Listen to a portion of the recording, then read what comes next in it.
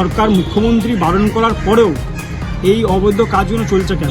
15 বছর যা কিছু হয়ে গেছে এরা এখন কল্পনার দুনিয়ায় ভাসছে। এই কল্পনা থেকে তাদেরকে নামিয়ে আনবে।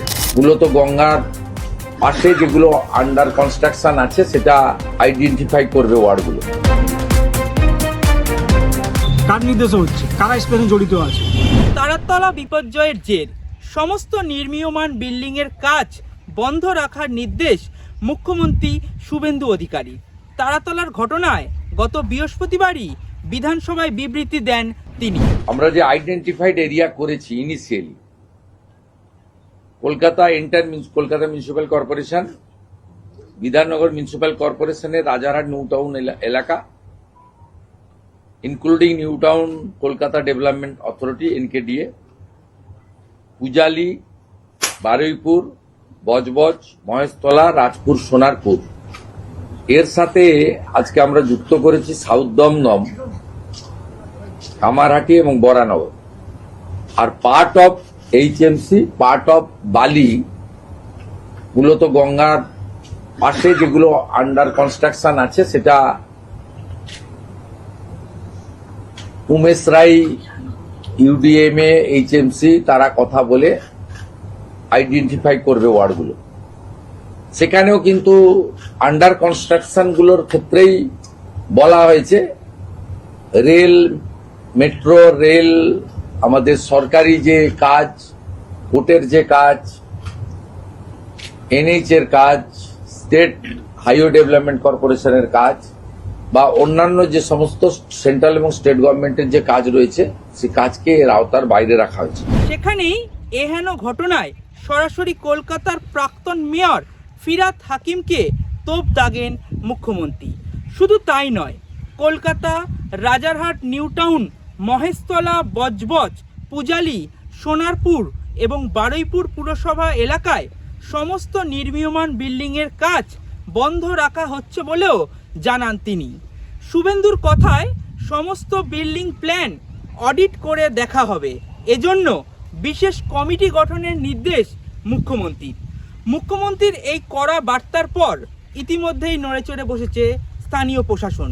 মুখ্যমন্ত্রীর নির্দেশের পরেও দক্ষিণ 24 পরগনার মহেশতলায় সৃজন প্রজেক্টে চলছিল রমরমিয়ে কাজ।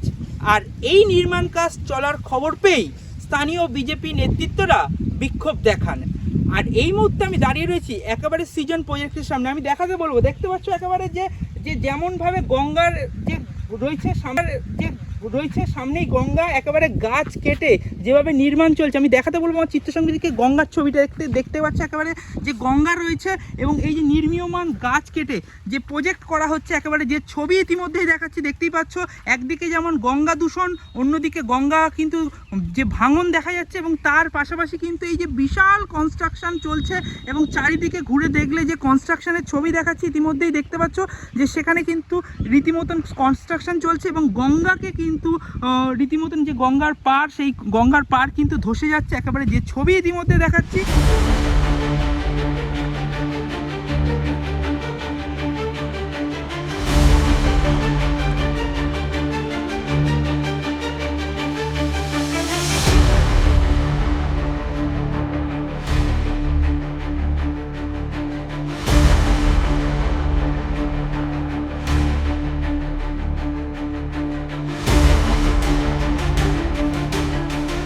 সেটা নিয়ে আজকে আমরা কিছু গাড়ি ধরেছি, ডাম্পার যাচ্ছিল। দীর্ঘদিন ধরে রাতের পর রাত এই কাজগুলো হচ্ছিল, অবৈধ কাজ হওয়ার কারণে আমরা খবর পেয়ে আজ গাড়িগুলো আটকেছি। আমরা প্রশাসনকে জানিয়েছি, খবর দিয়েছি প্রশাসন, তা মুখ্যমন্ত্রী বারণ করার পর এই কাজগুলো কী করছে, এর পেছনে কারা জড়িত আছে সেটা আমরা জানতে চাই, তাই নিয়ে আমরা আজকে থানায় এসেছি। তো দেখা যাচ্ছে যে ছায়ের গাড়ি ঢুকছে, বিষয়টা নিয়ে কি বলবেন? ওই ছায়ের গাড়ি নিয়ে বলছে ডাম্পার দিনের পর দিন ঢুকছে, ঠিক আছে।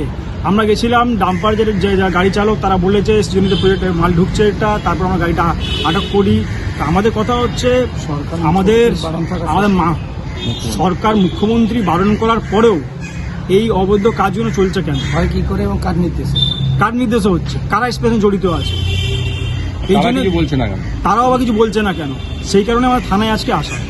ব্যাপারটা আলটিমেট যেটা সেটা হচ্ছে কুকুরের ল্যাজ যেমন সোজা হয় না, তেমনি 15 বছর ধরে এরা দুর্নীতি করতে করতে করতে করতে এমন জায়গায় এসেছে, আজকে পুকুর জমি সব তো নিয়েছে, এখন গঙ্গাটা পারলে গঙ্গাটাও যদি নিয়ে নেয় বেচে দিতে পারে খুব ভালো হয় এদের জন্য, কিন্তু সেটা আর হবে না। 15 বছর যা কিছু হয়ে গেছে এরা এখন কল্পনার দুনিয়ায় ভাসছে, এই কল্পনা থেকে তাদেরকে নামিয়ে আনবে। এবং এর পেছনে যারা এদেরকে সহায়তা করছে, সে প্রশাসন হোক কি যেই হোক না কেন, তাদেরকেও উত্তর দিতে হবে যে কি জন্যে আজকের দিনেও এই 15 বছর ধরে লড়াই করেছি, সাধারণ মানুষ আমাদেরকে এনেছে বিশ্বাস করে, সেই বিশ্বাস যেন কোনোভাবে ভঙ্গ না হয়, তার জন্য আমাদের শেষ রক্তবিন্দু পর্যন্ত আমরা লড়াই করব।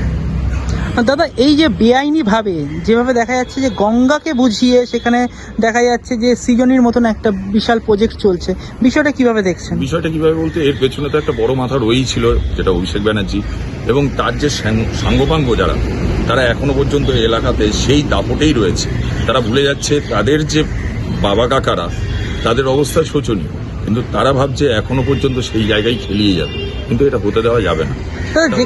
যেখানে মুখ্যমন্ত্রী বলে দিয়েছেন যে এখন নির্মাণ কার্য বন্ধ রাখতে হবে, এটাই তো বক্তব্য, যে আমাদের রাজ্যের মুখ্যমন্ত্রী যেখানে বলে দিচ্ছেন যে এই নির্মাণ কার্য এবং মহেশতলার নাম উল্লেখ করে বন্ধ রাখতে হবে, সেই জায়গায় রাতের পর রাত গাড়ি ঢুকছে।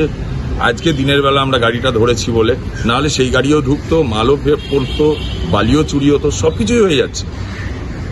সবাই নির্বিকার, কোনো প্রতিবাদ নেই। আমাদের মূলত অভিযোগ যে মাঝেরহাটে যে দুর্ঘটনা ঘটার পর মুখ্যমন্ত্রী বলেছেন সমস্ত কমার্শিয়াল নির্মাণ কার্য মহেশতলা, বজবজ, পূজারি বন্ধ থাকবে কলকাতা, ঠিক আছে? কিন্তু তা সত্ত্বেও আমাদের 20 নম্বর ওয়ার্ড, 25 নম্বর ওয়ার্ড, 26 নম্বর ওয়ার্ড সংলগ্ন যে সৃজনী প্রকল্প চলছে গঙ্গার ধারে, তাতে অবৈধভাবে ছাই নিয়ে গিয়ে ভর্তি করা হচ্ছিল, আমরা সেটা ধরেছি। আপনারা এখন কি চাইছেন?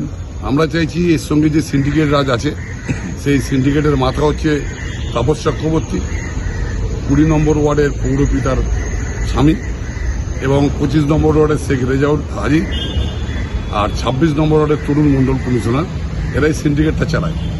প্রতিদিন রাতের অন্ধকারে মাল পড়ে, আমাদের ওখানকার মানুষের অসুবিধা হয়, তারা আমাদের খবর দিয়েছিল, আজকে আমরা সকালবেলা ধরতে পেরেছি। দাদা, এইরকম যে বেআইনি ভাবে এরকম গঙ্গা বুঝিয়ে এরকম করা যায়?